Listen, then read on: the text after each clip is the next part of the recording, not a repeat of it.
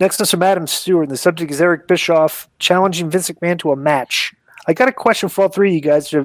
I'd love Joe to answer, but first from the fans' perspective, then Disco and Konnan from the insider POV. Back in mid-98, WWE was winning the ratings war, so WWE started to really pull out the big guns. But one of the worst ideas possible, I feel, was when Eric Bischoff challenged Vince McMahon to a match at Slamboree. Eric Bischoff sits over there in 83 weeks with Conrad advertisements. Thompson, passing the blame every week, but this to me was a total sign of his desperation. Even as a child, Mark, I knew back then this was never going to happen, yet WCW instead have dedicated a lot of time and TV to it. So Joe, Konnan, Disco, what do you think about Bischoff calling out Vince, and what was the backstage reaction? Well, as a fan, I would have been 16 or so. I just knew it wasn't going to happen. And I don't think it didn't make Eric look that bad at the time because it was a response to DX invading.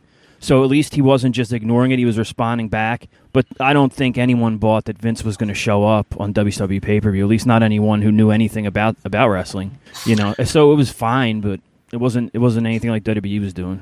It was kind of like when Goldberg challenged Austin on the Tonight Show, like the following year. You just know nothing's going to happen. It seems like a waste of time.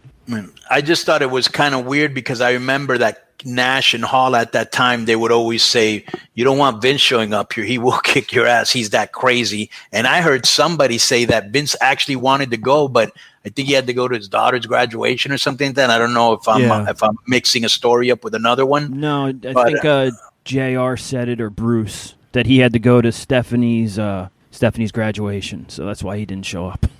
Right. So I just thought it was a good idea to try to generate some interest. That's all I kind of looked at it. How did you see it, Joe? DI? Same thing. I mean, there was so much. You got to understand. There was this Rodman was on the show. There's just tons of stuff happening back then. Like, we didn't think it would happen, but I found out that later from Russo told me the story that Vince really wanted to go fight him. Right. Yeah. So it's like, so that really could have actually been right. But he had to go see Stephanie's wedding. Right. So you would have had a willing participant. So honestly, it might have been the greatest idea of all time. Well, if Vince McMahon did not have the if Vince did not have Stephanie's wedding, Stephanie's high school graduation, I think it was. He might have showed up. He probably showed up with some wrestlers and said, "You and me, nobody gets in it, and let's go." Yeah, he eventually wrote like a response in the WWE magazine, and it said something like, or the website too. He's like, "There's no way I would go draw any pay-per-view buys for Eric, and he knows that we're on his heels and we're catching up, so I would never do it publicly. But if he wants to meet me in any back alley or anything like that, then we can set that up any time." So